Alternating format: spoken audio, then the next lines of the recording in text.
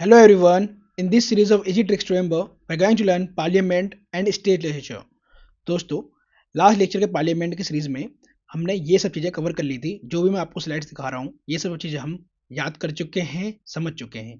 अब इस सीरीज के अंदर, इस थर्ड वीडियो के अंदर पार्लियामेंट के हम इससे आगे कंप्लीट करेंगे। और दोस्तों, जो न्यू है ना, मैं बता दूँ, आप इसे एक बार पढ़ लेना। ये सारे बेनिफिट्स हैं इस सीरीज के, ठीक है। और दोस्तों, मैं हर वीडियो में बोलता हूँ कि हम इस पूरे पार्लियामेंट को, चैप्टर को पूरा फिनिश करेंगे, साथ में स्टेट लेजर को भी कंप्लीट करेंगे, ठीक है। और कुछ भी नहीं छोड़ रहे, एग्जाम के लिए जो भी इंपॉर्टेंट है सब कवर कर रहे हैं, ठीक है। और दोस्तों, ये जो है ना, ये चैप्टर वाइज जो है, क्या है आपका, ये क्वेश्चन बैंक है, ठीक है, चैप्टर वाइज, लक्ष्मीकांत की बुक का। तो आपको करना क्या है, इसका यूज करना है फॉर द रिवीजन पर्पज, ठीक है। एक्टिव रिकॉल करना है आपको। और इस वीडियो को देखने के बाद ना, आप सब कुछ ये एक्टिव रिकॉल कर पाओगे अपने मन में ही, ठीक है। सब कुछ प्रोसेस कर पाओगे अपने माइंड में, ठीक है। तो इस वीडियो को लास्ट तक देखें, इंपॉर्टेंट है, आपका एग्जाम पास में आ रहा है, ठीक है, प्रीलिम्स का 2025 में। सो आपको इस सीरीज का ना मैक्सिमम बेनिफिट लेना है, ठीक है, क्योंकि इस सीरीज में मैं आपको सब कुछ पूरी पॉलिटी याद करा रहा हूँ, ठीक है। और जो भी इंपॉर्टेंट है वो तो मैं आपको सब याद करवा ही रहा हूँ, साथ साथ में समझा भी रहा हूँ, ठीक है। तो आपको इस सीरीज का ना मैक्सिमम यूटिलाइज करना है, ठीक है। और अपने दोस्तों को भी बताओ, ठीक है, इस सीरीज के बारे में, ताकि उनको भी इसके बेनिफिट्स मिल सके। और दोस्तों, हम नेक्स्ट लेक्चर में ना हम स्टार्ट करने वाले हैं अपनी इकोनॉमिक सीरीज को, ठीक है। तो इकोनॉमिक्स और एनवायरनमेंट की सीरीज को हम कंटिन्यू करेंगे अपने, ठीक है। तो इकोनॉमिक्स की फर्स्ट वीडियो मैं कुछ दिनों में ला दूंगा आपके लिए। और एनवायरनमेंट की हम स्टार्ट कर देंगे, ठीक है। एनवायरनमेंट में हमने फर्स्ट लेक्चर स्टार्ट कर दिया था, ठीक है। तो एनवायरनमेंट का भी जो है नेक्स्ट लेक्चर जल्दी आ जाएगा चैनल पर। और ऐसे ही हम एनवायरनमेंट और इकोनॉमिक्स को, जैसे हमने पॉलिटी फिनिश कर रहे हैं ना, ऐसे ही हम एनवायरनमेंट और उसको, आपके इकोनॉमिक्स को फिनिश करेंगे, ठीक है। और इकोनॉमिक्स तो मेरा सब्जेक्ट है, डोंट वरी, ठीक है। इकोनॉमिक्स के लिए टेंशन मत लेना। सारे प्रॉब्लम जो है आपकी इकोनॉमिक्स की, मॉडर्न हिस्ट्री की, एनवायरनमेंट की, सब मुझे दे देना, मैं सॉल्व कर दूंगा। जैसे पॉलिटी की सॉल्व कर रहा हूँ, ऐसे ही मैं बाकी सारे सब्जेक्ट की प्रॉब्लम्स को सॉल्व कर दूंगा आपके लिए, ठीक है। तो डोंट वरी, आप इसी के साथ प्रिपरेशन करते रहिए, ठीक है। अब हम स्टार्ट करते हैं अपने लेक्चर को, ठीक है। अब यहाँ पर हम देखते हैं पहले सेशन और रिसेस के बारे में, ठीक है। आप पार्लियामेंट पढ़ रहे हो, तो पार्लियामेंट के अंदर लोकसभा राज्यसभा आता है। तो आपको पता होना चाहिए कि हाउस कैसे वर्क करता है, कब रिसेस आता है, कब सेशन स्टार्ट होता है, ये आपको पता होना चाहिए, ठीक है। जैसे कि अगर आप एग्जाम्पल लो, तो जैसे फर्स्ट सिटिंग स्टार्ट हुई, ठीक है, किसकी, हाउस की, तो सेशन चल रहा है, ठीक है। तो उसके अंदर प्रोग्रेशन भी हो सकता है सेशन का, रिजोल्यूशन भी हो सकता है। इन केस ऑफ लोकसभा, ध्यान ध्यान रखना, राज्यसभा के अंदर क्यों नहीं होगा, क्योंकि Rajya Sabha permanent board, permanent house है, ठीक है। परमानेंट हाउस मतलब कभी डिसोल्व नहीं होगा, ठीक है। तो डिसोल्यूशन तो केवल लोकसभा के अंदर ही हो सकता है, ठीक है। और ये करता कौन है, प्रोग्रेशन और डिसोल्यूशन, ये सिर्फ प्रेसिडेंट कर सकता है, हमारे प्रेसिडेंट ऑफ इंडिया, ठीक है। स्पीकर नहीं करता ये, इसी का ध्यान रखना। रिसेस आएगा बीच में, तो दैट मीन्स कि बीच में गैप आएगा, ठीक है, जब हाउस नहीं चल रहा होगा आपका, तो वो मैक्सिमम 6 मंथ्स का गैप होना चाहिए। यह आपके कॉन्स्टिट्यूशन में लिखा हुआ है, ठीक है। डेज नहीं लिखे हुए, सिर्फ लिखा हुआ है कि 6 मंथ से ज़्यादा गैप नहीं होना चाहिए बिटवीन द टू सेशंस, ठीक है। अब रीअसेंबली हो रही है, दैट मीन्स कि न्यू सेशन अब स्टार्ट होगा यहाँ से। तो ये आपको पता होना चाहिए। अब इससे आगे हम पढ़ते हैं, जैसे कि सेशंस ऑफ पार्लियामेंट में हम बीएमडब्ल्यू के बारे में जानेंगे। तो बीएमडब्ल्यू से क्या होता है, होता है बजट सेशन, एक होता है मानसून सेशन, और एक होता है विंटर सेशन। अभी विंटर सेशन हमारा खत्म हुआ है नवंबर दिसंबर में, फिर मानसून आता है इसके बीच में, जुलाई टू सितंबर, ठीक है। और बजट सबसे लॉन्गेस्ट होता है, जो हमारा फेब से लेकर मई तक चलता है, ठीक है। तो बीएमडब्ल्यू से याद रखना है, हमारे 3 सेशन है पार्लियामेंट के अंदर, ठीक है। सबसे शॉर्टेस्ट कौन सा होता है, क्योंकि विंटर सेशन होगा, क्यों, दिल्ली में ठंड होती है इसलिए शॉर्टेस्ट होगा। और बजट सेशन क्यों लॉन्ग होगा, क्योंकि भाई बजट जो है टाइम लेता है, सबको हमें मनी एलोकेट करना होता है, ठीक है। फिनांस करना पड़ता है सारे मिनिस्ट्री को हमें, ठीक है। तो बजट जो है लॉन्ग लॉन्ग होता है, ठीक है, बजट सेशन हमारा, ठीक है, ये फेब से लेकर मई तक चलता है, ठीक है। A sitting in the parliament can be terminated bye PAT, ठीक है। तो जो सिटिंग चल रही होती है पार्लियामेंट के अंदर, ठीक है, चाहे वो राज्यसभा हो चाहे लोकसभा हो, ठीक है। अब मैं एक चीज बता चुका हूँ आपको कि लोकसभा जो है आपका डिजोल्व हो सकता है, बट राज्यसभा नहीं होगा। तो प्रोग्रेशन और डिजोल्यूशन ये कौन करेगा, इशू ये प्रेसिडेंट ऑफ इंडिया करेंगे। एडजमेंट और एडजमेंट साइन एंड डाई, ठीक है, ये कौन करता है इशू, ये प्रिसाइडिंग ऑफिसर। और प्रिसाइडिंग ऑफिसर कौन होता है, उसका स्पीकर होता है। इन केस ऑफ लोकसभा और राज्यसभा के अंदर चेयरमैन होता है, ठीक है। चलो, ये आपको समझ में आ गया, ठीक है। अब आगे बढ़ते हैं। अब देखो दोस्तों, ये ना बहुत इंपॉर्टेंट है आपके प्रीलिम्स एग्जाम के लिए, क्योंकि देखो 2024 में भी ना इसके ऊपर प्रीलिम्स में क्वेश्चन आ चुका है। और इससे पहले भी जो है ना यूपीएससी इसके ऊपर क्वेश्चन पूछ चुका है, ठीक है। अब क्वेश्चन कैसे बनते हैं, देखो आपसे पूछा जाएगा कि भैया जो कोई बिल है ना, वो ओरिजिनेट हुआ लोकसभा के अंदर, पास भी हो गया लोकसभा के अंदर, लेकिन राज्यसभा के अंदर पेंडिंग है बिल वो, ठीक है। और इसी केस में, इसी बीच में जो है ना, लोकसभा जो है हमारी डिसॉल्व हो गई, ठीक है, बाय द प्रेसिडेंट, या कुछ भी जो हाउस था ना उसका टाइम पूरा हो गया या फिर डिसॉल्व होगी, ठीक है, लोकसभा हमारी, तो ऐसे केस में बिल लैप्स होगा या नहीं होगा, ऐसे क्वेश्चन यूपीएससी पूछती है आपसे, ठीक है, प्रीलिम्स में। तो देखो इसे याद करने का तरीका है कि देखो bill lapse if it touches Lok Sabha and not receive the ascent of president, अगर एसेंट नहीं मिल रहा, प्रेसिडेंट का नहीं मिल पाया, ठीक है। अब ऐसा एसेंट कब नहीं मिलता, या तो राज्यसभा के अंदर पेंडिंग हो बिल, ठीक है, या तो लोकसभा के अंदर पेंडिंग हो बिल, ठीक है, राज्यसभा के अंदर पास हुआ, लोकसभा के अंदर पेंडिंग है, या तो फिर लोकसभा के अंदर पास हुआ, राज्यसभा के अंदर पेंडिंग है, तो ऐसे में एसेंट के लिए गया ही नहीं प्रेसिडेंट के पास, तो ऐसे बिल जो है क्या हो जाएंगे, लैप्स्ड हो जाएंगे, ठीक है। तो ऐसे करके याद रखना आपको। तो मैं आपको समझा भी देता हूँ, जैसे कि लोकसभा के अंदर कोई बिल आया, ठीक है, ओरिजिनेट हुआ, पास हो गया, राज्यसभा के अंदर गया, राज्यसभा के अंदर पेंडिंग है, और ऐसे में क्या हुआ, जो हमारी लोकसभा थी इस टाइम पे डिसॉल्व हो गई, तो ऐसे बिल जो हैं जब नई लोकसभा बनेगी उसके लिए ये बिल बचा रहेगा नहीं रहेगा, जिंदा रहेगा नहीं रहेगा, नहीं रहेगा जिंदा, ये बिल हो जाएंगे लैप्स्ड, ठीक है। अब देखो फिर एक बिल आया, वो ओरिजिनेट हुआ लोकसभा के अंदर ही, और लोकसभा के अंदर ही पेंडिंग रह गया, ठीक है, पास नहीं हो पाया, तो राज्यसभा के अंदर तो गया ही नहीं, ठीक है, तो लोकसभा के अंदर पेंडिंग हुआ, तो ये से बिल भी जो है क्या हो जाएंगे, लेफ्ट हो जाएंगे, अगर ये लोकसभा हमारी डिसॉल्व हो जाती है तो। अब देखो बिल जो है ओरिजिनेट हुआ राज्यसभा के अंदर, पास भी राज्यसभा के अंदर हो गया, लेकिन पेंडिंग है लोकसभा के अंदर, तो ऐसे बिल भी लेस्ट हो जाएंगे। अब देखो राज्यसभा के अंदर कोई बिल ओरिजिनेट हुआ, ठीक है, राज्यसभा के अंदर आया, ठीक है, पास्ट भी हो गया, ठीक है, पास्ट हो गया, अब जाएगा लोकसभा के अंदर, और लोकसभा में गया तो लोकसभा ने रिटर्न कर दिया, ठीक है, विद अमेंडमेंट्स, कहा भाई लोकसभा ने ये राज्यसभा इसके अंदर जो है ना कुछ अमेंडमेंट्स आने चाहिए, इसमें कुछ खामियां हैं, तो अमेंडमेंट्स के लिए गया राज्यसभा के अंदर, तो राज्यसभा ने जो है अमेंडमेंट्स अभी तक नहीं कर पाए, और इतने में जो है हमारी लोकसभा डिसॉल्व हो गई, तो ऐसे में भी ये सारे जो बिल हैं क्या हो जाएंगे, लैप्स्ड हो जाएंगे। तो इन बातों का आपको ध्यान रखना है, और ये इंपॉर्टेंट है, और इसलिए मैं ये आपको टेलीग्राम चैनल पर प्रोवाइड भी कर दूंगा, ठीक है, तो मैं ये टेलीग्राम चैनल पर आपको ये प्रोवाइड भी कर दूंगा, ठीक है, डोंट वरी। अब आगे बढ़ते हैं हम। अब बिल डज नॉट लैप्स, ये चीज का ध्यान रखना, ये बिल जो है लैप्स नहीं होंगे if it touches the Lok Sabha in case of jar, ठीक है, लोकसभा के अंदर आ रही है बट जार में आ जाते हैं ये सारे बिल, ठीक है, जार हमारा दिखाई दे रहा है ना यहाँ पर, ये देखो ये जार के अंदर बिल है, तो जार का मतलब क्या है, जैसे यहाँ पर ज्वाइंट सेटिंग है, ठीक है, तो ऐसा होता है भैया, लोकसभा के अंदर बिल भी जो लोकसभा के अंदर बिल जो है पास नहीं हुआ, ठीक है, मतलब लोकसभा के अंदर जो है इसके ऊपर क्या डिबेट चल रही है, और फुल मेजोरिटी से ही पास नहीं हो पा रहा, ठीक है, उतनी मेजोरिटी नहीं ले पा रहा, और राज्यसभा के अंदर भी ये बिल इतनी मेजोरिटी नहीं ले पा रहा, तो प्रेसिडेंट जो है ना क्या करेंगे, राज्यसभा और लोकसभा दोनों की ज्वाइंट सेटिंग करा देंगे, और ये आर्टिकल आपके 108 से पावर लेता है कौन, प्रेसिडेंट, ये आगे मैं बढ़ाऊंगा अभी आपको, ठीक है। तो लोकसभा और राज्यसभा की ज्वाइंट सेटिंग होगी, ज्वाइंट सेटिंग के अंदर ये जो बिल है जाएगा पास होने के लिए। अब इन केस ज्वाइंट सेटिंग के अंदर, ठीक है, मतलब प्रेसिडेंट ने बोल दिया कि ज्वाइंट सेटिंग होनी है इस बिल के ऊपर, और इन केस इफ नोटिफाइड, मतलब प्रेसिडेंट ने नोटिफाई कर दिया है बट डिसॉल्व हो गई इतने में, तो ऐसे में जो है बिल जो है जो ज्वाइंट सेटिंग वाले ये लैप्स नहीं होंगे, जो न्यू लोकसभा बनेगी तब ये दोबारा से बिल ज्वाइंट सेटिंग के अंदर आएगा, ठीक है, तब अगर ये फेल हो जाता है पास होने में तो ये लैप्स हो जाएंगे, ठीक है। अब ऐसे यहाँ पर क्या है, एसेंट ऑफ प्रेसिडेंट, भाई चला गया प्रेसिडेंट के एसेंट के पास, मतलब प्रेसिडेंट के एसेंट के लिए चला गया बिल, जो है एक्ट बनने के लिए चला गया प्रेसिडेंट के पास। अब ये इसके ऊपर क्या हुआ, प्रेसिडेंट ने पॉकेट वीटो में रख लिया, ठीक है, पॉकेट वीटो होता है प्रेसिडेंट के पास, यस होता है, तो उसने पेंडिंग कर दिया प्रेसिडेंट ने, और इतने में लोकसभा डिसॉल्व हो गई, तो ऐसे बिल भी जो है लैप्स नहीं होंगे, ठीक है।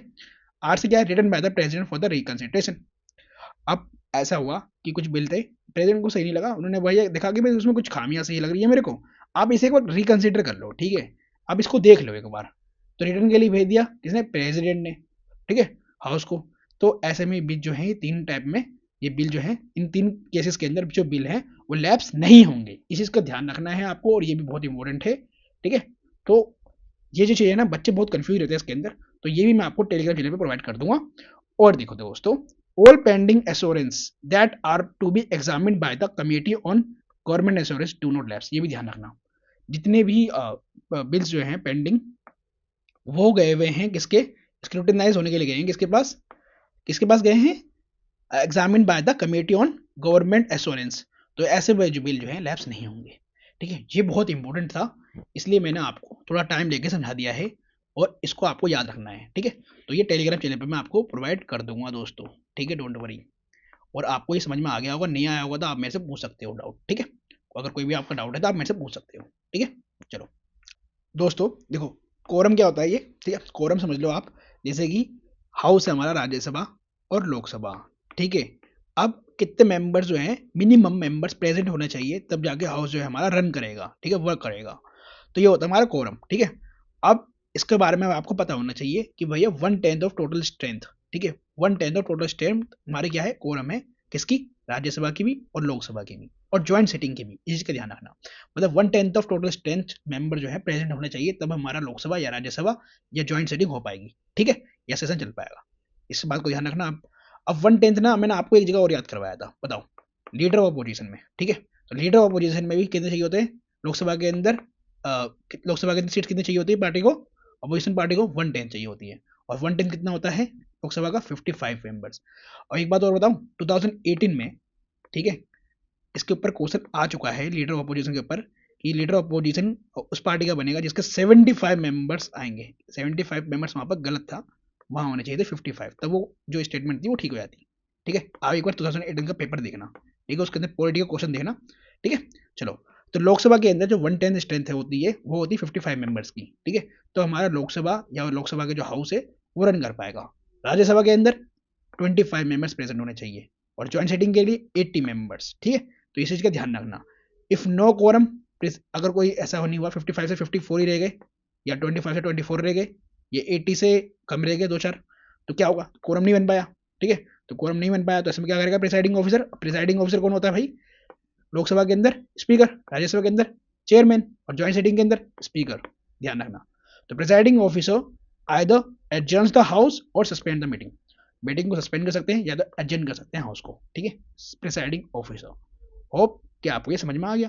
नहीं आया, आप डाउट अपना पूछ सकते हो कमेंट बॉक्स में, ठीक है, वरना आप टेलीग्राम चैनल पे जाओ, आप ऐसे पर्सनली भी कोई भी डाउट है, आपको मेंटरशिप चाहिए, आप ले सकते हो मेरे से, डोंट वरी किसी भी चीज के लिए, ठीक है। अब proceedings of a house are to be valid irrespective of any UV, ठीक है, जो प्रोसीडिंग्स है ना हाउस की वो वैलिड रहेंगी irrespective of any UV. UV क्या है? अनऑथराइज वोटिंग और पार्टिसिपेशन, और वी वैकेंसी। अब ऐसा हो सकता है भैया कि 5 to 10 सीट जो है ना, मेंबर्स की सीट्स हैं, member of parliament of Lok Sabha की, ये खाली है, वैकेंट है। हाउ? इनकी डेथ हो गई या इन्होंने रेजिग्नेशन दे दिया, कुछ भी हो सकता है। तो ऐसे में भी जो है प्रोसीडिंग चलेंगी हाउस की, कभी नहीं रुकेंगी। ऐसा भी हो सकता है अनऑथराइज वोटिंग बढ़ गई, ठीक है, या फिर अनऑथराइज पार्टिसिपेशन कर लिया किसी ने, ठीक है, उनको ऑथराइज नहीं किया और वो ऑथराइज हो गए, तो ऐसे में भी प्रोसीडिंग चलती रहेगी, ठीक है, इसमें कोई दिक्कत नहीं आने वाली। अब languages for the transacting business, ठीक है, इन पार्लियामेंट, इन एससी और इन एससी, ठीक है। तो सुप्रीम कोर्ट के बारे में भी जानेंगे और हाई कोर्ट के बारे में और पार्लियामेंट के बारे में, कि हम कौन से लैंग्वेज का इस्तेमाल कर सकते हैं बिजनेस को चलाने में in case of parliament. Business क्या होता है? काम होता है ना भाई, बिजनेस काम ही होता है। तो लोकसभा का भी काम है, ठीक है, बिल बिल इंट्रोड्यूस करना, बिल को पास करना, उसके पर डिबेट करना, ठीक है, अमेंडमेंट्स लेकर आना, ठीक है। तो सुप्रीम कोर्ट का भी काम होता है, ठीक है, जजमेंट्स देना, हाई कोर्ट का भी काम होता है। तो इनके बिजनेस की बात कर रहे हैं, तो पार्लियामेंट में कौन से लैंग्वेज का इस्तेमाल करेंगे? हिंदी भी कर सकते हो आप, इंग्लिश भी कर सकते हो, और प्रेसाइडिंग ऑफिसर जो है ना परमिट कर सकते हैं आपको मदर टंग में स्पीक करने के लिए, बोलने के लिए भी, ठीक है। जैसे कि कोई मेंबर ऑफ पार्लियामेंट जो है केरल से है और वो वहीं की भाषा बोलना चाहता है, नेटिव लैंग्वेज बोलना चाहता है, ठीक है, तो प्रिसाइडिंग ऑफिसर उसको क्या दे सकते हैं? अनुमति दे सकते हैं, परमिट दे सकते हैं कि हाँ अपने मदर टंग में बोल सकते हो आप, ठीक है। आप कन्नड़ बोलना चाहते हो कन्नड़ बोले, आप तेलुगु बोलना चाहते हो तेलुगु बोले आप, ठीक है। अब देखो, सुप्रीम कोर्ट और हाई कोर्ट के अंदर जो है ना लिखा हुआ हमारे कॉन्स्टिट्यूशन में कि ऑफिशियली सिर्फ इंग्लिश का ही इस्तेमाल करते हैं जजेस ऑफ सुप्रीम कोर्ट और हाई कोर्ट, ठीक है, जब भी कोई जजमेंट देना होता है या फिर इनका कोई भी बिजनेस चलेगा, ठीक है, जो भी लिखने पढ़ने वाला काम है जो भी, वो इंग्लिश में होता है सुप्रीम कोर्ट और हाई कोर्ट के अंदर। अब एक बात बताओ दोस्तों, हमारा देश है, बताओ हिंदी का इस्तेमाल नहीं हो रहा है, हमारे ऑफिशियल लैंग्वेज का इस्तेमाल नहीं हो रहा है, ठीक है, 22 ऑफिशियल लैंग्वेज है हमारे, ठीक है, इंडिया के अंदर। क्यों नहीं हो रहा भाई? होना चाहिए ना, होना चाहिए। तो ये रिफॉर्म आपको लेकर आना जब भी आप ब्यूरोक्रेट बनो, ठीक है, इसके लिए आप आवाज़ उठाना दोस्तों, क्योंकि ये इंग्लिश तो भैया हमारी लैंग्वेज नहीं है, ठीक है। हम इंग्लिश पढ़ रहे हैं क्योंकि ये भैया एक इंटरनेशनल लैंग्वेज है, एक स्टैंडर्ड बना रखा है हमने कि इंग्लिश में हम कंजर्वेशन कर लेते हैं हम, ठीक है। लेकिन हिंदी होना चाहिए ना दोस्तों, हमारा देश है और हम हिंदी का इस्तेमाल नहीं कर रहे, गलत बात है ये। चलो, अब हिंदी का मैं तो ये भी बोलता हूँ दोस्तों कि हम तो भाई चलो नॉर्थ इंडिया से हैं, ठीक है, मतलब वहाँ पर हमारी हिंदी बोली जाती है, मैक्सिमम लोगों से लोग हिंदी बोलते हैं, ठीक है। मैं तो ये बोल रहा हूँ भाई केरल की भाषा, ठीक है, हमारे तमिलनाडु के भाइयों की भाषा, ठीक है, वहाँ की रीजनल लैंग्वेज होनी चाहिए, ठीक है, जो ऑफिशियल लैंग्वेज है वो होनी चाहिए, ठीक है दोस्तों। चलो, अब every minister plus attorney general of India has right to speak and take part in JPC. देखो क्या बोल रहा है, एवरी मिनिस्टर, जितने भी मिनिस्टर है मतलब एमपी होंगे, वो मेंबर ऑफ पार्लियामेंट होंगे। अब यहां पर देखना था दोस्तों, वो अटॉर्नी जनरल ऑफ इंडिया, इस बात को ध्यान रखना, और इसके ऊपर क्वेश्चन आ चुका है हमारे यूपीएससी के अंदर। Attorney general of India has right to speak and take part in JPC. एक बात और दोस्तों, मैं आपको हाई कोर्ट और सुप्रीम कोर्ट में या आपको अटॉर्नी जनरल ऑफ इंडिया ही पढ़ाऊंगा, ठीक है। अभी इतना समझो, जितने मिनिस्टर है हमारे कंट्री के अंदर, ठीक है, और एमपीज हैं, और उनको राइट होता है, ठीक है, राइट टू स्पीक होता है और take part in the JPC. JPC क्या होता है अभी समझाता हूँ आपको, और अटॉर्नी जनरल ऑफ इंडिया में भी ध्यान रखना, ठीक है। जैसे यहाँ पर क्या है, any joint sitting of both houses, मतलब इसके अंदर वो बोल सकते हैं ज्वाइंट सिटिंग के अंदर, ठीक है। कौन कौन, every minister, attorney general of India, ठीक है। अटॉर्नी जनरल ऑफ इंडिया एक ही होता है, ठीक है। सॉलिसिटर जनरल हो सकते हैं दो तीन, ठीक है। अटॉर्नी जनरल ऑफ इंडिया एक ही होता है। तो एवरी मिनिस्टर और attorney general of India joint sitting के अंदर, ठीक है, बोल सकते हैं, पार्टिसिपेट कर सकते हैं। अब एक बात और दोस्तों, ये अटॉर्नी जनरल ऑफ इंडिया के पास ना बस वोटिंग राइट नहीं होता, इसका ध्यान रखना, बस इनके पास वोटिंग राइट नहीं होता, बाकी सारे मेंबर पार्लियामेंट जो कर सकता है हाउस के अंदर, वो ये भी कर सकते हैं अटॉर्नी जनरल ऑफ इंडिया, बस वोटिंग राइट नहीं होता। तो वोटिंग राइट नहीं होता तो ये कोई बिल भी लेके नहीं आ सकते, ठीक है, इस चीज का ध्यान रखना। अटॉर्नी जनरल ऑफ इंडिया, ठीक है। पीछे यहाँ पर क्या है, प्रोसीडिंग्स ऑफ आइदर हाउस, किसी भी, जैसे राज्यसभा है और लोकसभा है, ठीक है। तो इसके अंदर जो है ना, हमारा अटॉर्नी जनरल ऑफ इंडिया जाए, सुने जो भी डिबेट चल रहा है उसके अंदर पार्टिसिपेट ले सकता है, ठीक है। लोकसभा के अंदर भी पार्टिसिपेट ले सकता है हमारा अटॉर्नी जनरल ऑफ इंडिया, ठीक है। चलो सी से यहाँ पर क्या है, any committee of parliament of which he is a member without being entitled to vote, ठीक है। अब देखो, कोई भी कमेटी है पार्लियामेंट की, इसमें वो मेंबर है, ठीक है। जैसे कि अगर बात कर रहे हैं एवरी मिनिस्टर, अगर कोई लोकसभा से मिनिस्टर है, ठीक है, लोकसभा का मेंबर है और वो मिनिस्टर बना हुआ है, ठीक है, सेंट्रल गवर्नमेंट के अंदर, तो वो जिस पार्लियामेंट में है और उसकी और कोई कमेटी है, तो वो without being entitled to vote वो उसका मेंबर होगा, ठीक है, as attorney general of India, ठीक है। बट ध्यान रखना, without being title of vote, ठीक है। अगर कोई मिनिस्टर है राज्यसभा से, ठीक है, जैसे निर्मला सीतारमण है, ठीक है, वो इलेक्शन नहीं लड़ती, वो राज्यसभा से मेंबर ऑफ पार्लियामेंट है और फाइनेंस मिनिस्टर भी हमारी, ठीक है। तो राज्यसभा की जितनी भी कमेटी होगी उसके अंदर वो मेंबर होंगी, बट एंटाइटल नहीं होंगे वोट के, इसके ध्यान रखना। चलो, तो जेपीसी के अंदर पार्ट ले सकते हैं और बोल भी सकते हैं, स्पीक कर सकते हैं, has right to speak and take part in JPC. समझ में आ गया आपको, आगे बढ़े। चलो अब देखो दोस्तों, क्वेश्चन आर को समझते हैं, ठीक है। क्वेश्चन आर का मतलब यहाँ पर क्या है, जब भी कोई हाउस चल रहा होता है, राज्यसभा, ठीक है, या लोकसभा, तो उसका जो हाउस सेशन स्टार्ट होता है, ठीक है, तो उसके फर्स्ट आवर में क्या होगा, ठीक है। तो first hour of every parliamentary sitting में क्या होगा, थ्री काइंड्स ऑफ क्वेश्चन पूछे जाते हैं, ठीक है। मतलब अपोजिशन वाले जो है, जो गवर्नमेंट में ऐसे में उनसे क्वेश्चन पूछेंगे। तो ये थ्री काइंड्स होते हैं, एक होता है स्टार्ट क्वेश्चन, ठीक है, स्टार्ट और अंडरस्टार्ट एक वन टाइप में आ गया। सेकंड होता है शॉर्ट नोटिस क्वेश्चन, ठीक है, और थर्ड होता है क्वेश्चन टू प्राइवेट मेंबर्स, ठीक है, क्वेश्चन टू प्राइवेट मेंबर्स। ये थ्री टाइप्स के क्वेश्चन हो गए। आप देखो इसके अंदर ना कलर भी दिखना आप, ठीक है।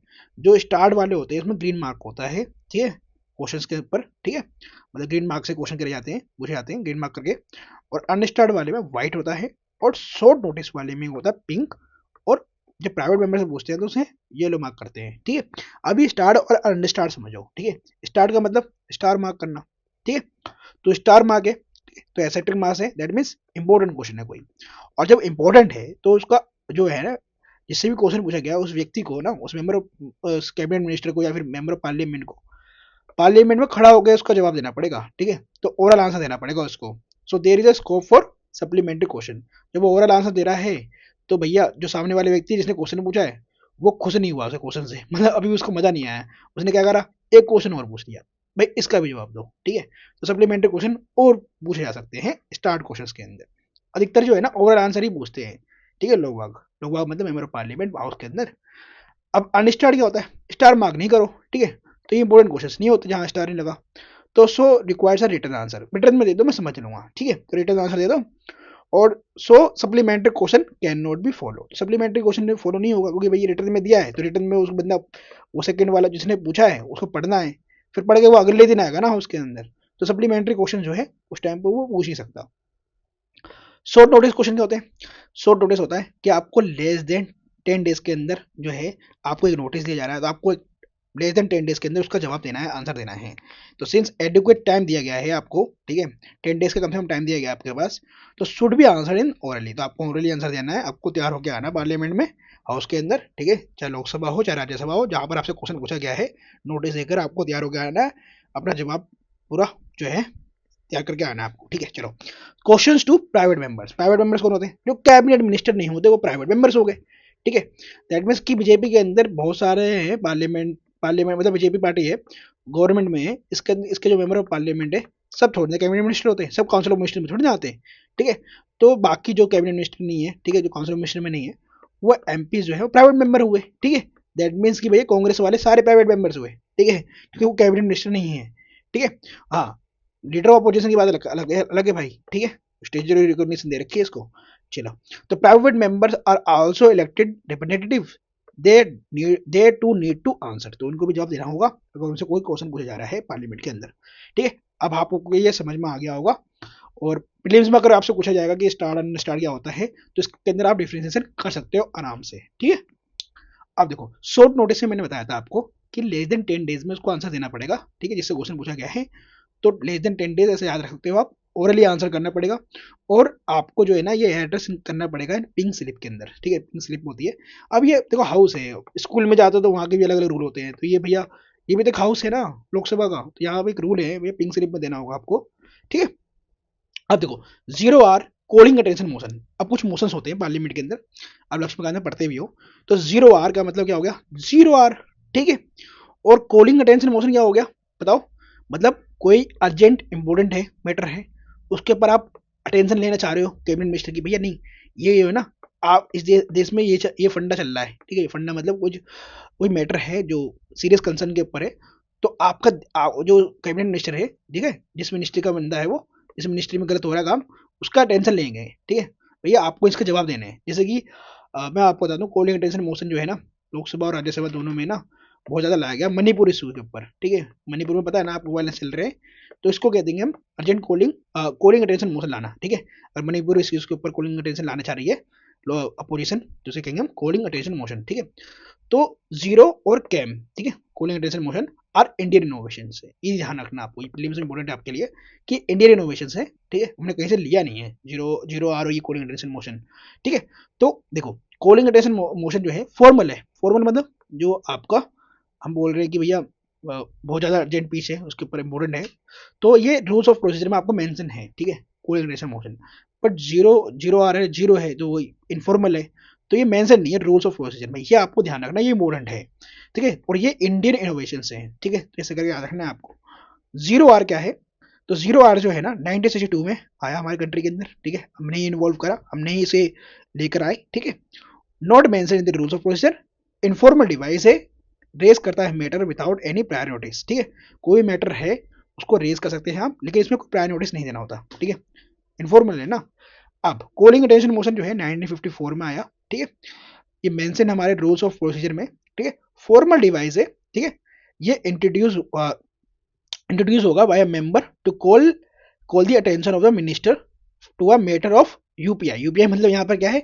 अर्जेंट पब्लिक इंपोर्टेंस, ठीक है, जैसे भी मैंने मणिपुर का आपका एग्जांपल दिया था एक, ठीक है।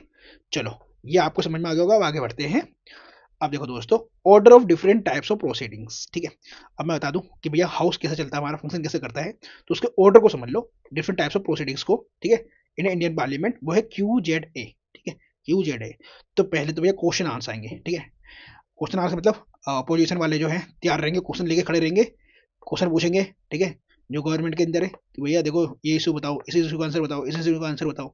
0 आर गया है, अभी मैंने बताया ना, क्वेश्चन आने के बाद तुरंत 0 आर स्टार्ट हो जाता है, ठीक है, इनफॉर्मल है, इसके बारे में भी बताया अभी आपको। उसके बाद एजेंडा ऑफ द डे, जो हाउस मतलब जो प्रेजेंट गवर्नमेंट है, ठीक है, वो चलाएंगे एजेंडा ऑफ द गो, ठीक है, एजेंडा ऑफ द डे, उनको बिल पास कराना है हाउस के अंदर, है ना, उनको कोई चीज़ है बिल पास कराना, कोई बिल नहीं लेकर आना है, अमेंडमेंट्स लेकर आने हैं, तो एजेंडा ऑफ द डे में आ जाएंगे वो सारे। तो ये एजेंडा ऑफ द डे कैसे चलेगा अभी आपको समझाता हूँ, ठीक है। तो क्वेश्चन आवर जो होता है, first hour of the parliamentary sitting होती है, ठीक है, फर्स्ट आवर में लिया जाता है, अभी मैंने आपको समझाया था। MP ask questions to minister about their ministries policies programs and decision, ठीक है, समझ में आ गया आपको। 0 आवर में क्या होता है? ये इनफॉर्मल है, ठीक है, MPs can raise urgent matters without any prior notice, ठीक है, इनफॉर्मल तो कोई नोटिस की जरूरत नहीं है। It is not officially recognised in the parliamentary rules but is a convention that is has evolved over time. मैंने बताया था ना कि भैया ये हमारा इंडियन इनोवेशन से, ठीक है। चलो, ऐसे क्या पर गया एजेंडा ऑफ द डे। तो ये एजेंडा ऑफ द डे के अंदर क्या जाएगा, include discussions, debates, bills, motions and other schedule business as decided by the speaker और chairman in consultation with the leader of the house. भैया राज्यसभा के matter में चेयरमैन डिस्कस करेंगे लीडर ऑफ द हाउस से, ठीक है। और लोकसभा केस में स्पीकर डिस्कस करेंगे। अभी लीडर ऑफ द हाउस क्या होता है, देखो लीडर ऑफ द हाउस जो होएगा वो हमारा किसका होगा, वो प्रेजेंट गवर्नमेंट से होगा, ठीक है, जो सेंट्रल गवर्नमेंट में, ठीक है, इस टाइम बीजेपी गवर्नमेंट है तो बीजेपी में से ही एक मेंबर ऑफ पार्लियामेंट को बना देंगे लीडर ऑफ द हाउस, ठीक है। कांग्रेस यहाँ पर क्या अपोजिशन में है तो कांग्रेस में से राहुल गांधी जो है हमारे क्या है लीडर ऑफ अपोजिशन, ठीक है। समझ में आ गया, आगे बढ़े चलो। अब देखो दोस्तों, ये मोशंस क्या होते हैं ये समझ लो, ठीक है। तो मोशंस का मतलब क्या है आपका, भैया आप मोशंस लेकर आते हो to raise the discussions on various matters, ठीक है। तो भैया आप मोशंस क्यों चलाते हो, आपको करना क्या है, आपको डिस्कशन करना है ऑन वेरियस मैटर्स को, ठीक है। कोई जो भी इंपॉर्टेंट मैटर्स हैं कंट्रीज के लिए, ठीक है, पीपल्स के लिए, तो आप मोशंस लेकर आते हो कि भैया उसके ऊपर डिस्कशन चलना चाहिए। अब ये मोशंस को ना हमने 3 कैटेगरीज में डिवाइड करा है, 3 प्रिंसिपल कैटेगरीज में डिवाइड करा है, ठीक है। अब ये मोशंस कौन कौन लेकर आ सकता है, तो आदर बाय मिनिस्टर्स लेकर आ सकते हैं, और प्राइवेट मेंबर जो मिनिस्टर नहीं है, प्राइवेट मेंबर कहेंगे उन्हें, ठीक है। तो ट्रिपल एस मोशंस होते हैं ये, ठीक है। तो ऐसे यहाँ पर क्या पहले ऐसे, ये है सब्सटांसिव मोशन, ठीक है, सब्सटांसिव मोशन, ठीक है। तो ये होते कैसे मोशन, ये बहुत ज्यादा वेरी इंपॉर्टेंट मैटर के ऊपर होते हैं, very important matter like impeachment of president. भाई प्रेसिडेंट का इम्पीचमेंट करना है, ठीक है, प्रेसिडेंट को हटाना है, तो ये कहलाएगा सब्सटेंशियल मोशन के अंदर आएगा ये। Removal of chief election commissioner, ठीक है, एग्जांपल दे रहा हूँ मैं, अगर आपको चीफ इलेक्शन कमिश्नर को हटाना है, रिमूव करना है, तो ये किसमें आएंगे, सब्सटेंटिव मोशन के अंदर आएंगे। That is very important matter के ऊपर ये मोशन आएगा, ठीक है। चलो, सेकंड एस क्या है, सब्स्टिट्यूट मोशन। अब से सब्स्टिट्यूट से समझ में आ रहा होगा, सब्स्टिट्यूट कर देना, ठीक है। तो supersede the original motion by proposing an alternative to it. भाई ऐसा हुआ, सब्सटेंशियल मोशन लेकर आए आप, ठीक है। अब सब्सटेंशियल मोशन लेकर आए और आपके पास नंबर्स कंप्लीट नहीं हुए, मतलब आपके पास ये मोशन पास करने के लिए अच्छे खासे नंबर चाहिए होते हैं ना भाई, इंपीचमेंट ऑफ प्रेसिडेंट ऐसे थोड़ी ना रहता है, इफेक्टिव मेजोरिटी से पास करना होता है ना मोशन को, तब जाकर इम्पीच होगा प्रेसिडेंट। तो आपको नंबर्स नहीं हुआ, आपने क्या करा, सब्स्टिट्यूट कर दिया मोशन को, आप उसको जो है ना सुपरसीड कर दिया ओरिजिनल मोशन को, है ना, और आप उसके अल्टरनेटिव ले आए इसके, ठीक है, कि भैया इसके अल्टरनेटिव में लेके आ रहा हूँ ये, ठीक है। चलो, ये हो गया सब्स्टिट्यूट मोशन, मैंने एग्जांपल समझाया है बस आपको ये कि सब्स्टिट्यूट मोशन होता क्या है, ठीक है। अब ऐसे होता है यहाँ पर थर्ड एस से सब्सिडरी मोशन। सब्सिडरी का मतलब सब्सिडरी है, सब्सिडरी मतलब इसके अंदर और भी मोशंस आएंगे, वो है ए से, ठीक है। तो सब्सिडरी मोशंस के अंदर ए से आएगा एंसिलरी मोशन। एंसिलरी का मोशन क्या होता है, to run general proceedings of the house, general proceedings of the house मतलब जनरल काम के बारे में बात कर रहे हैं हम इसके अंदर, ठीक है। सुपरसीडिंग अभी मैंने बताया था आपको, सुपरसीड कर देना, ठीक है। सुपरसीडिंग मोशन होता है सुपरसीड एन इशू, कोई इशू चल रहा है उसको सुपरसीड करना है आपको, कि भाई ये जो है ना मोशन, ये जो इशू है इसके ऊपर अब ज़्यादा डिबेट हो गया, हमें सुपरसीड करना है, इसको आगे बढ़ना है, तो ये आप ले आओ सुपरसीडिंग मोशन को, ठीक है। तो जो इशू है वो सुपरसीड हो जाएगा। अमेंडमेंट मोशन, अमेंडमेंट मतलब कुछ मॉडिफाई करना है, ठीक है, ओरिजिनल मोशन के अंदर कुछ चेंजेस लेकर आने हैं आपको, तो आप अमेंडमेंट मोशन लेकर आ सकते हो बीच में और उसको मॉडिफाई कर सकते हो, ठीक है। समझ में आ गया आपको, आगे बढ़े चलो। आप देखो, ये होते हैं क्लोजर मोशंस। भी क्लोजर मोशन मतलब क्लोज कर देना, ठीक है। कोई मोशन चल रहा है, उस मोशन को आपको क्लोज करना है, तो आपको क्लोजर मोशंस लेकर आओगे to cut short the debate को आपको कट करना है, शॉर्ट करना है, आप क्लोजर मोशन लेकर आओगे। तो ये देखो गिलोटिन ये भी समझाऊंगा, कंगारू, ठीक है। देखो क्लोजर मोशन क्या होते हैं, ठीक है, इसको आपका डिबेट चलता है, वोट होता है, डिबेट चलता है, वोट होता है, तो क्लोजर मोशन लेकर आते हो भैया कि भैया हमें जो है ना ये डिबेट को एंड करना है और वोट करना है, उसको बिल्कुल आगे बढ़ाना है, ठीक है। तो सिंपल क्लोजर लेकर आते हो आप, ठीक है। यदि सिंपल क्लोजर क्या होता है, सफिशिएंटली डिस्कस्ड, मतलब भैया इस मैटर पे हमने बहुत ज़्यादा डिबेट कर लिया है, डिस्कस हो चुका है ये, अब इसका हम क्लोजर मोशन लेकर आते हैं और इसको इस चीज़ को कंप्लीट करते हैं और आगे बढ़ते हैं, ठीक है। चलो, कंपार्टमेंट मोशन, कंपार्टमेंट बना दिए, ठीक है। कंपार्टमेंट में क्या करेंगे, ग्रुप कर देंगे, ग्रुप इनटू पार्ट्स, ठीक है। ऐसा हो सकता है भैया 3 to 4 मैटर्स के ऊपर डिस्कशन चल रहा है उसके अंदर, अब ऐसा हो सकता है कि भैया नहीं, इनमें से 2 मैटर के ऊपर बहुत ज़्यादा डिस्कस कर लिए, अब हमें नहीं करना, तो कंपार्टमेंट में से भी डिवाइड कर दें ग्रुप के अंदर, और इस इनके ऊपर कोई डिस्कशन नहीं होगा इन 2 मैटर के ऊपर, ठीक है। तो ये होता है कंपार्टमेंट क्लोजर, ठीक है। कंगारू क्लोजर मतलब क्या हो गया, पॉकेट में रख दो, कंगारू के पास पॉकेट होता है ना, तो ओनली इंपॉर्टेंट क्लाउसेस को हमने उसके अंदर डाल देंगे, ओनली इंपॉर्टेंट क्लाउसेस को रखेंगे और बाकी को क्या करेंगे भाई, क्लोज कर देंगे, ठीक है। गुलेटिन होता है, गुलेटिन का मतलब काट दो, देखो धर के काट दो, गर्दन डालो काट डालो, ठीक है। तो due to lack of time, time नहीं है हमारे पास, तो even undiscussed clauses are put to vote, ठीक है। तो भाई काट डालो धर के, मतलब आपने डिस्कस भी नहीं किया, ठीक है, उन क्लासेस के ऊपर, और आपने उसको आगे भेज दिया वोटिंग के लिए, ठीक है। तो due to lack of time, time नहीं बचा, हमने वोट के लिए आगे भेज दिया, दिस कुलेटिन क्लोजर। तो ऐसी चीजें आपको याद रखनी है दोस्तों, ठीक है। आगे बढ़े। Support of 50 members is needed to admit the said motions, ठीक है। अब देखो स्पीकर का रिमूवल करना है, ठीक है, एडजमेंट मोशन लेकर आना है आपको, नो कॉन्फिडेंस मोशन पास करना है, ठीक है, या फिर नो कॉन्फिडेंस मोशन लेकर आना है आपको, ठीक है, लोकसभा के अंदर। तो आपको 50 मेंबर्स का जो है ना सपोर्ट चाहिए, ठीक है, इन तीनों मोशंस को लाने के लिए, ठीक है। जैसे कि रिमूव करना है स्पीकर का, तो ऐसे स्पीकर, ऐसे एडजमेंट मोशन लेकर आना है आपको, एन से नो कॉन्फिडेंस मोशन। अभी ये जो है ना सारी चीज़ मैं आपको समझाऊंगा अभी। स्पीकर का रिमूवल मैं आपको समझा चुका हूँ, ठीक है। अब एडजमेंट मोशन और नो कॉन्फिडेंस मोशन समझाऊंगा, ठीक है। नो कॉन्फिडेंस मोशन ध्यान रखना लोकसभा के अंदर ही इंट्रोड्यूस होगा बस, क्यों, क्योंकि भैया लोकसभा के अंदर ही मेंबर ऑफ पार्लियामेंट जो है कॉन्स्टिट्यूएंसीज को रिप्रेजेंट करते हैं, ठीक है, और यहीं से गवर्नमेंट बनती है, ठीक है। चलो आगे बढ़ते हैं। Adjournment motion has a specific matter, ठीक है। तो अब ये ना था ना, एडजमेंट मोशन समझाऊंगा। तो एडजमेंट मोशन के अंदर जो है स्पेसिफिक मैटर होता है, ठीक है। अब स्पेसिफिक मैटर क्या होता है, ये समझो। स्पेसिफिक मैटर होगा ऑफ रिसेंट अकरेंस, ठीक है। कोई हाउस चल रहा है और रिसेंट में कुछ स्पेसिफिक मैटर के ऊपर यह जो है ना पार्लियामेंट के अंदर डिस्कशन करना है, ठीक है, या फिर उसके ऊपर मोशन पास करना है, ठीक है।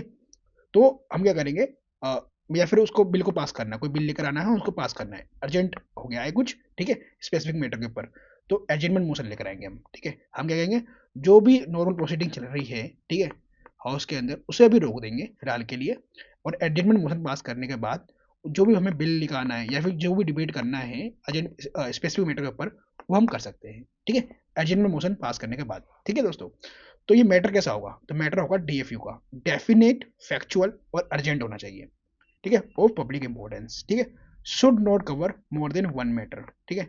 तो इसके अंदर एजेंट मोशन के अंदर हम सिर्फ एक ही मैटर लेंगे एक बार में, ठीक है, इससे ज़्यादा हम मैटर नहीं लेंगे, ठीक है। तो एक से ज़्यादा मैटर नहीं लेंगे यहाँ पर, ठीक है, एडजमेंट मोशन के अंदर, समझ में आ गया। अब आगे बढ़ते हैं।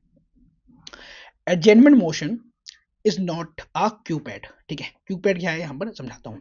क्यू से यहाँ पर क्या है, not raise any question that can be raised on a distinct motion. देखो जब एडजमेंट मोशन आ जाएगा ना, तो आप जो है कोई भी क्वेश्चन नहीं पूछ सकते और डिस्टिंक्ट मोशन, दूसरे मोशन के ऊपर, जो एडजमेंट मोशन आ गया जिसके ऊपर आए स्पेसिफिक मैटर के ऊपर, सिर्फ उसके बारे में आप क्वेश्चन पूछ सकते हो, ठीक है।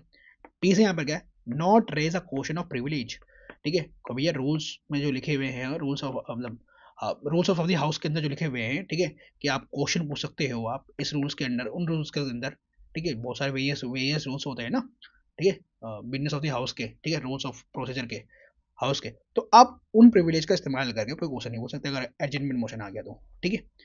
ए से यहाँ पर क्या है, not deal with any matter that is under adjudication. अभी बताओ एडजुडिकेशन क्या हो गया, दैट इज जो जो जिन मैटर्स के ऊपर सुप्रीम कोर्ट और हाई कोर्ट के अंदर मैटर गया हुआ है वो, तो उनके ऊपर कोई आप क्वेश्चन नहीं पूछ सकते, ठीक है, हाउस के अंदर।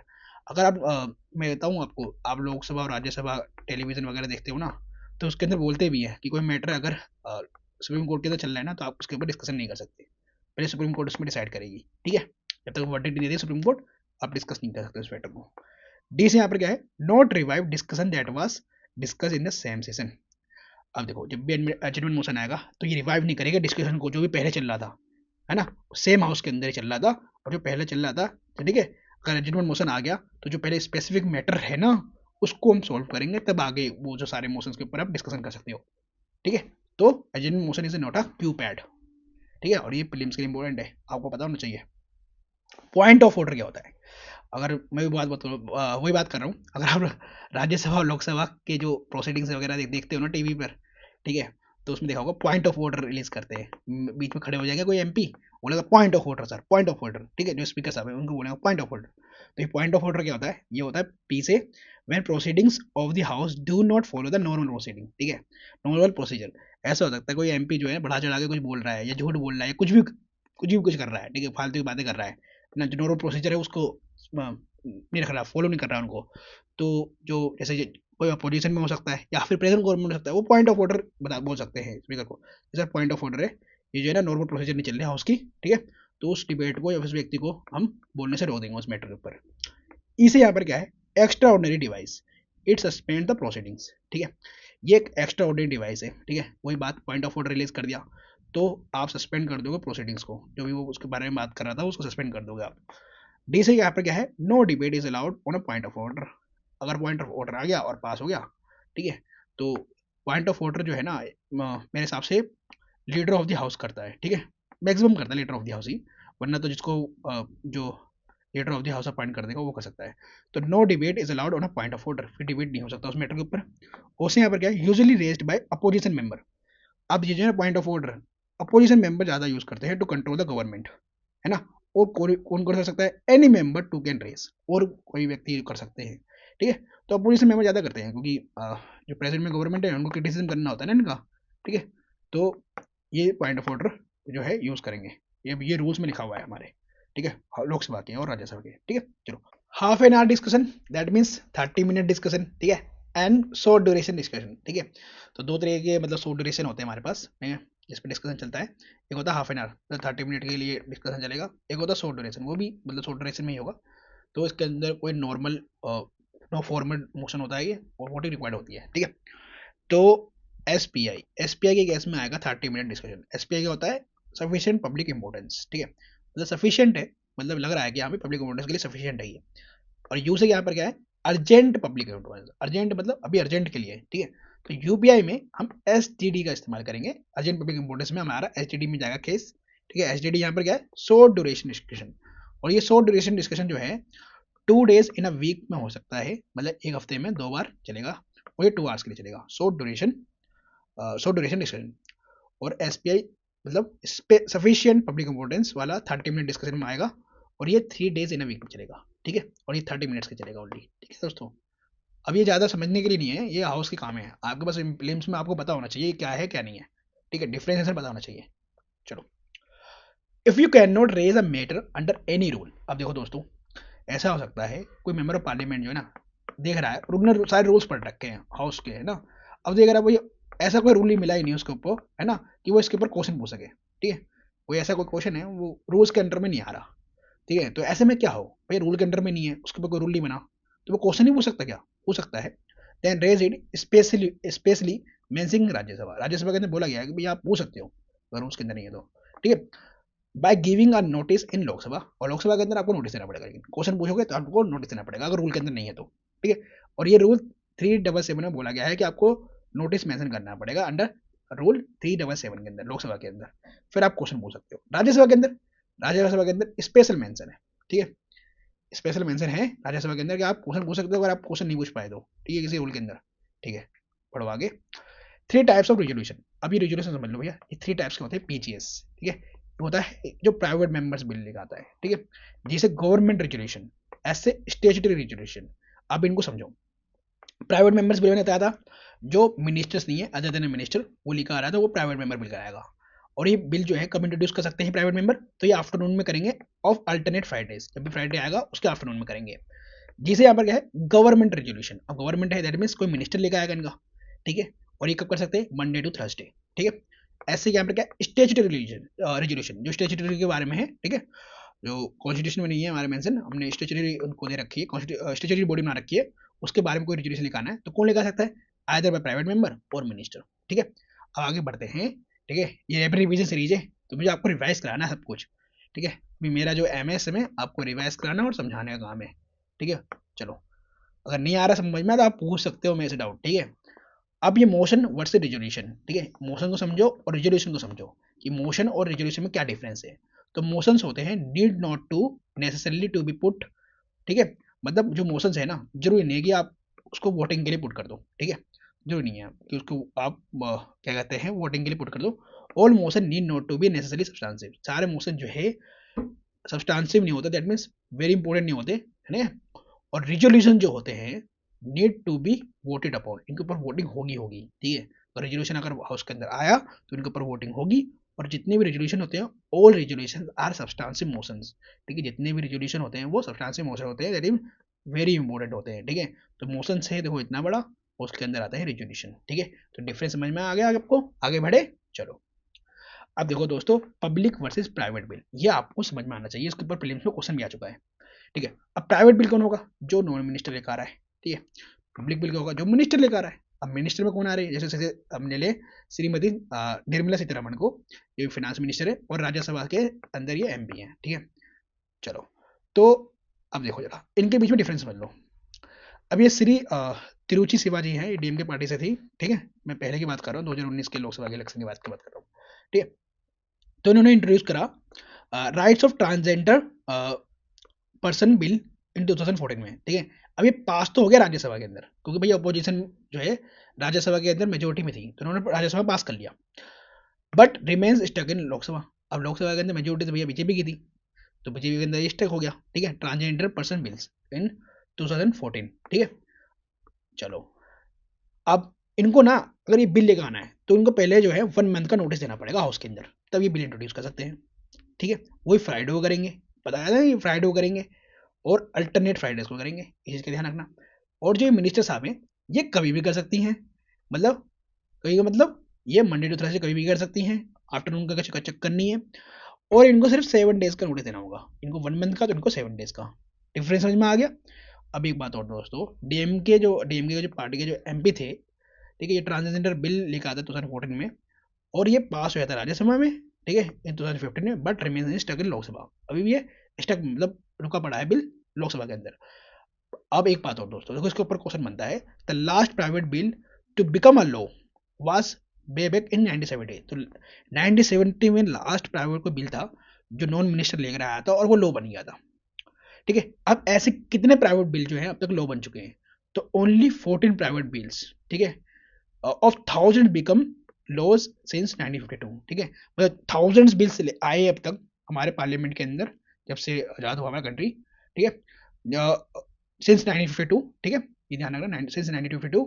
और जब से लेकर अब तक सिर्फ 14 प्राइवेट बिल हैं जो हमारे लॉज बने हैं, ठीक है। इसका ध्यान रखना, क्वेश्चन बन सकता है यूपीएससी के अंदर, भैया ऐसा कोई सा बिल अभी तक प्राइवेट मेंबर बिल है वो पास नहीं हुआ, ठीक है, तो ये गलत हो जाएगा। 14 प्राइवेट बिल्स जो हैं अब तक लॉ बन चुके हैं अब तक, ठीक है, 1952 से। अब इसके ऊपर प्रीलिम्स का क्वेश्चन बनते हैं दोस्तों, ठीक है। अब आगे बढ़ते हैं। अब देखो दोस्तों, अब मैं आपको समझाता हूँ, जैसे कि कोई फर्स्ट हाउस है, फर्स्ट हाउस मतलब लोकसभा हो सकता है फर्स्ट हाउस, ठीक है, राज्यसभा होता है, जहाँ भी बिल हमें इंट्रोड्यूस करना है। अगर हम लोकसभा में कर रहे हैं तो फर्स्ट हाउस हमारा हो गया लोकसभा, और अगर हम राज्यसभा के अंदर बिल इंट्रोड्यूस कर रहे हैं, ओरिजिनेट कर रहे हैं, तो हमारा फर्स्ट हाउस हो जाएगा राज्यसभा। अब समझो इन दोनों में से किसी हाउस ने, फर्स्ट हाउस ने बिल पास कर दिया है, ठीक है, और उन्होंने ट्रांसफर कर दिया सेकेंड हाउस को, ठीक है, फॉर द वोटिंग। अब bill in the second house has 4 alternatives, अब इनके पास 4 अल्टरनेटिव्स है, वो है पेरा। अब सेकंड हाउस के पास बिल गया तो वो कर सकते हैं क्या, पास कर सकते हैं बिल को, ठीक है। ए से क्या कर सकते हैं, पास कर सकते हैं बिल को, बट जो है विद अमेंडमेंट्स, कहेंगे भैया कुछ अमेंडमेंट्स के साथ पास कर रहे हैं हम, आप कोई अमेंडमेंट्स करते हो तो ठीक है, और रिटर्न कर देंगे फर्स्ट हाउस को। आर से यहाँ पर क्या है, रिजेक्ट ऑल टुगेदर, बिल्कुल रिजेक्ट कर देंगे। ए से यहाँ पर क्या है, not take action at all, आप ऐसे में एक्शन नहीं लेते हैं ना, तो क्या होता है, ज्वाइंट सेटिंग के लिए चला जाता है, ठीक है। और ये मैंने आपको बताया था अभी आर्टिकल 108 के अंदर, ठीक है, प्रेसिडेंट समन करता है ज्वाइंट सेटिंग को। अब आगे बढ़ते हैं, तो प्रेसिडेंट जो है समन्स करता है ज्वाइंट सेटिंग को आर्टिकल 108 के अंदर, ठीक है, इन केस ऑफ एडीआर, अगर एडीआर होता है तो। इसे यहाँ पर क्या है, action not taken by the house for the 6 months, 6 month तक अगर एक्शन नहीं लिया गया सेकंड हाउस के द्वारा उस बिल के ऊपर, ठीक है, तो ज्वाइंट सेटिंग के ऊपर आ जाएगा मामला, ठीक है। डी से यहाँ पर क्या है, disagreement over amendment suggested by second house, ऐसा भी हो सकता है जो अमेंडमेंट्स के लिए भेजा गया, ठीक है, सेकंड हाउस के द्वारा फर्स्ट हाउस को, और डिसएग्रीमेंट हो गया, ये हमें अमेंडमेंट्स को नहीं मानना, तो फिर ज्वाइंट सेटिंग हो सकती है उसके ऊपर। आर से यहाँ पर क्या है, rejected all together by the other house, भैया उन्होंने रिजेक्ट कर दिया बिल को, तो ऐसे में क्या होगा, ज्वाइंट सेटिंग के लिए बुला लेंगे हम, ठीक है, आर्टिकल 108 के अंदर। अब money bill and constitutional amendment bill does not have joint setting, इसका ध्यान रखना, मनी बिल के अंदर और कॉन्स्टिट्यूशनल अमेंडमेंट बिल्स के अंदर ज्वाइंट सेटिंग नहीं होगी कभी भी। यस, ऑर्डिनरी बिल और फाइनेंशियल बिल के अंदर ज्वाइंट सेटिंग होगी, ठीक है, ध्यान रखना, फाइनेंशियल बिल 2023 में क्वेश्चन बना है इसके ऊपर, ठीक है, तो ऑर्डिनरी बिल और फाइनेंशियल बिल के ऊपर ज्वाइंट सेटिंग हो सकती है, मनी बिल और कॉन्स्टिट्यूशनल अमेंडमेंट बिल के ऊपर ज्वाइंट सेटिंग नहीं होगी, ये याद रखना, बहुत इंपॉर्टेंट है प्रीलिम्स के लिए। अब देखो दोस्तों, मैंने बताया था ना अभी ज्वाइंट सेटिंग होगी तो ज्वाइंट सेटिंग के अंदर कौन प्रिसाइड करता है? प्रिसाइडिंग ऑफिसर कौन होता है? प्रेफरेंस देते हैं स्पीकर को, स्पीकर ऑफ लोकसभा को पहले, ठीक है। अगर ये एब्सेंट होंगे तो डिप्टी स्पीकर ऑफ लोकसभा, ठीक है। तो लोकसभा हमेशा रोक करेगा, तो लोकसभा को पहले हम देते प्रेफरेंस। और एक बात और दोस्तों, जो वाइस प्रेसिडेंट है ना इस समय हमारे, है ना, जो चेयरमैन भी होता है राज्यसभा के, श्री जगदीप धनखड़, ये कभी नहीं करेंगे प्रेसाइड, ठीक है। तो I can't preside over joint setting, ठीक है। अगर ये दोनों एब्सेंट रहते हैं, स्पीकर और डिप्टी स्पीकर ऑफ लोकसभा, तो कौन करेगा? Deputy chairman of Rajya Sabha. अगर ये भी एब्सेंट है तो कौन करेगा? Other person as determined by the member present at the joint sitting. तो कोई भी पर्सन कर सकता है जो ज्वाइंट सेटिंग के अंदर मौजूद है उस समय, ठीक है। उसे बोल देंगे, हाउस बोल देगा, ज्वाइंट सेटिंग बोल देगी कि भैया आप कर लो, आप बन जाओ स्पीकर इस समय, ठीक है। तो वो कर सकता है। अब एक बात और, ज्वाइंट सेटिंग के अंदर जो भी बिल पास होंगे वो सिंपल मेजोरिटी से होने चाहिए। और सिंपल मेजोरिटी का मतलब क्या है? सिंपल मेजोरिटी का मतलब है majority of total members of both the houses present and voting, ठीक है, इन दी ज्वाइंट सेटिंग। अब एक बात और दोस्तों, भाई सिंपल मेजोरिटी से पास करना है, तो सिंपल मेजोरिटी से पास करना है तो मतलब 50% से एक वोट और प्लस कर दो तो वो हो जाता है हमारा सिंपल मेजोरिटी। तो भैया एक बात और, लोकसभा की स्ट्रेंथ ज़्यादा है नहीं राज्यसभा से, तो राज्यसभा तो वो लोकसभा तो हमेशा क्या करेगा? प्रिवेल करेगा, नहीं करेगा ओवर राज्यसभा, ठीक है। तो लोकसभा की पावर इससे में ज़्यादा बढ़ जाती है, लोकसभा के ऊपर ज़्यादा प्रिविलेज होता है ज्वाइंट सेटिंग के अंदर, क्योंकि लोकसभा के मेंबर ज़्यादा हैं, ठीक है। तो लोकसभा जो है हमेशा प्रिवेल करेगा इन दी ज्वाइंट सेटिंग, ठीक है। आगे समझ में? अब आगे बढ़े, चलो। अब देखो टाइप्स ऑफ बिल्स, तो टाइप्स ऑफ बिल्स में हम पढ़ेंगे OMFC, ordinary bills, money bills, financial bill, finance bill और कॉन्स्टिट्यूशनल अमेंडमेंट बिल, ठीक है। तो ordinary bill, money bill, finance bill और कॉन्स्टिट्यूशनल अमेंडमेंट बिल, ठीक है, ये पढ़ेंगे और इनके प्रोसीजर को भी समझेंगे कैसे कैसे ये पास होते हैं, ठीक है। चलो दोस्तों, मनी बिल जो है ना एक इंपॉर्टेंट टॉपिक है, ठीक है, फॉर प्रीलिम्स के लिए, तो इसको आपको सही से याद रखना है, ठीक है। तो आपको आर्टिकल 110 में बता रखा है कि भाई मनी बिल होता क्या है, तो इसको याद करने का तरीका है CBI का डर, ठीक है। और मनी बिल और ये फाइनेंशियल बिल, ये जो है ना लोकसभा के अंदर इंट्रोड्यूस हो सकते हैं, ठीक है, after prior recommendation of the president, ठीक है। तो प्रायर रिकमेंडेशन ऑफ प्रेसिडेंट जरूरत होती है, ठीक है, to introduce certain types of bills, और मैंने आपको याद कराया था इसको फैट MD से, ठीक है। अब आते हैं हम अपने मनी बिल के ऊपर। तो सी से यहाँ पर क्या है दोस्तों? कस्टडी ऑफ CFI, ठीक है, कंसोलिडेटेड फंड ऑफ इंडिया और कंटीजेंसी फंड ऑफ इंडिया। अब इनका आर्टिकल भी याद रखना है, कंसोलिडेटेड फंड ऑफ इंडिया कौन से आर्टिकल में है, ठीक है, मैं आपको पढ़ाऊंगा, आपको याद भी कराऊंगा। बी से यहाँ पर क्या है? Regulation of borrowing of money by central government, ठीक है, तो रेगुलेट करना, ठीक है, जो बोरिंग करी है मतलब सेंट्रल गवर्नमेंट ने, ठीक है, तो उनको वो सारे बिल भी जो है आपके मनी बिल के अंदर आएगा। ऐसे यहाँ पर क्या है? That is IARAR of any tax, ठीक है, दैट इज इम्पोजिशन करना टैक्स का, एवोल्यूशन करना टैक्स का, रेमिशन करना टैक्स के अंदर, अल्ट्रेशन करना, रेगुलेशन करना टैक्स का, ये किसी भी टैक्स का जो सेंट्रल गवर्नमेंट कर रही है वो सारे मनी बिल के अंदर आएंगे। और डी से यहाँ पर क्या है? Declaration of expenditure charge on consolidated fund of India और increasing the amount of any such expenditure. मतलब कंसोलिडेटेड फंड ऑफ इंडिया में हम जो है चार्ज कर रहे हैं, चार्ज मतलब ये जो मनी है इससे प्रेसिडेंट को भी पैसा जाएगा, ठीक है, ठीक है, आगे बढ़ाऊंगा मैं कंसोलिडेटेड फंड ऑफ इंडिया को आगे बढ़ाऊंगा, ठीक है, डोंट वरी। तो अभी मनी बिल को समझो। तो में चार्ज करते हैं हम कि भैया अपने आप ही कंसोलिडेटेड फंड ऑफ इंडिया से पैसा कटेगा, तो अगर ये बिल पास होता है तो दैट इज CFI चार्ज, ठीक है। और एनी एनी सच अमाउंट जो इंक्रीज करना है इस सच एक्सपेंडिचर, इस एक्सपेंडिचर को बढ़ाना है कंसोलिडेटेड फंड ऑफ इंडिया से, तो यही मनी बिल के अंदर आएगा। इसे यहाँ पर क्या है? Appropriation of money out of consolidated fund of India. Appropriation of money मतलब एप्रोप्रिएट करना मनी को, ठीक है। अब जो कंसोलिडेटेड फंड ऑफ इंडिया से पैसा निकालना है तो वो सारे मनी बिल के अंदर आएंगे। आर से यहाँ पर क्या है? Receipt of money on account of CFI और PAI। यहाँ पर क्या है? पब्लिक अकाउंट्स ऑफ इंडिया, ठीक है। तो कंसोलिडेटेड फंड ऑफ इंडिया और पब्लिक अकाउंट्स ऑफ इंडिया का अगर रिसिप्ट निकालना है, आपको रिसिप्ट बताना है भी कितना पैसा आया कंसोलिडेटेड फंड ऑफ इंडिया के अंदर, ठीक है, टोटल, तो वो सारे के सारे किस में आएंगे? आपके आर्टिकल 110 के अंदर आएगा और दैट इज मनी बिल, ठीक है दोस्तों, CBI का डर। तो ये चीजें आपको याद रखना है। अब आगे बढ़ते हैं। तो money bill does not constitute, money bill के अंदर क्या क्या नहीं आएगा?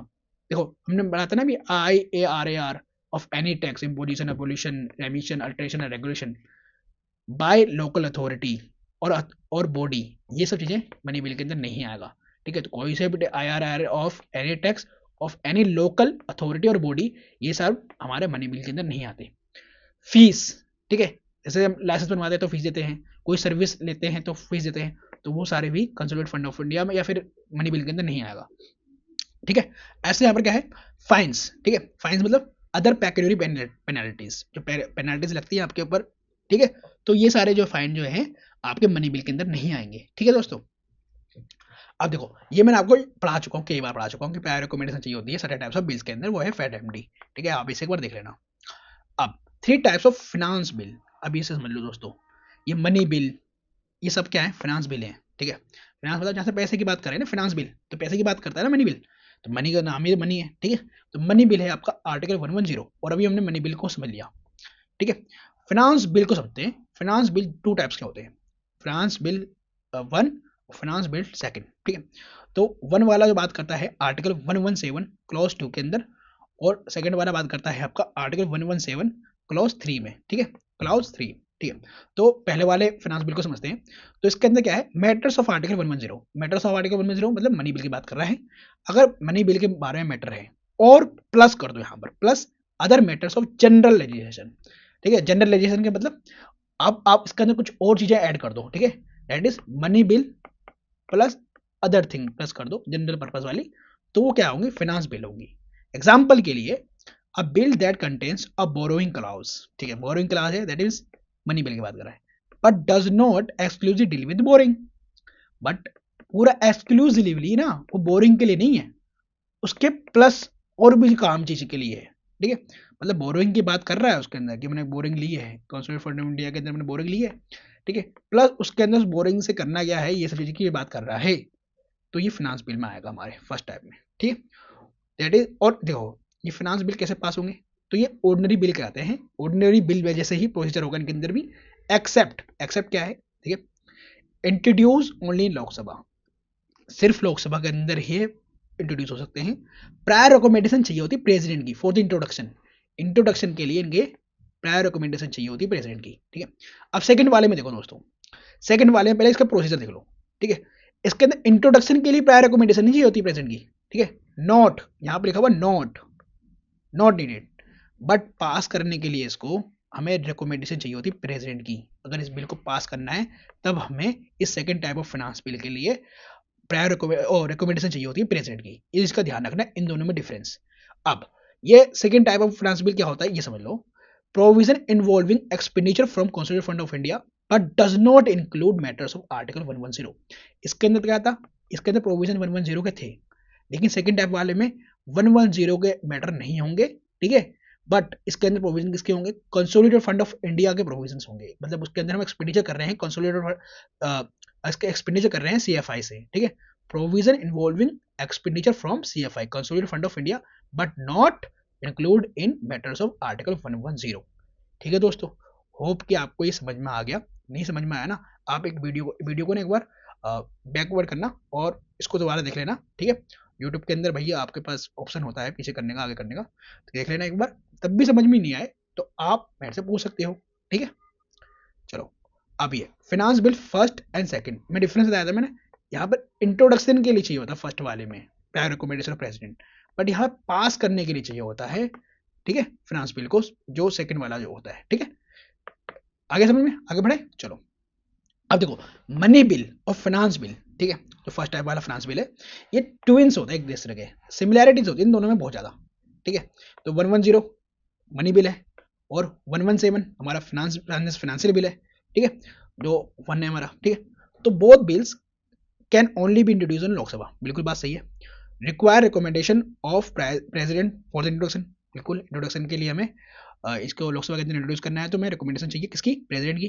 ठीक है, certified as money bills by speaker. ठीक है, मनी बिल कौन बताता है कि भैया मनी बिल होगा ये बिल, तो वो बताता है, सर्टिफाई कौन करता है इसको, स्पीकर करता है। और फाइनेंशियल बिल फर्स्ट वाले को भी जो है ऑफन हम मनी बिल भी बोल देते हैं इसको। ठीक है, जो फाइनेंशियल बिल फर्स्ट है ना, इसको ऑफन हम मनी बिल भी बोल देते हैं, क्योंकि ये इंक्लूड करता है मैटर्स ऑफ आर्टिकल 110 को, और आर्टिकल 110 क्या है, नथिंग बट हमारा क्या, मनी बिल। ठीक है दोस्तों, अब बजट वाली चीजें ना हम नेक्स्ट लेक्चर में कवर करेंगे, और जो है ना हमारा ये 4th लेक्चर जो आएगा पार्लियामेंट का, उसके अंदर हमारा ये पार्लियामेंट वाला चैप्टर पूरा कंप्लीट हो जाएगा दोस्तों, पूरा कंप्लीट हो जाएगा। ठीक है, तो पार्लियामेंट की कहानी खत्म हो जाएगी अगले लेक्चर के अंदर।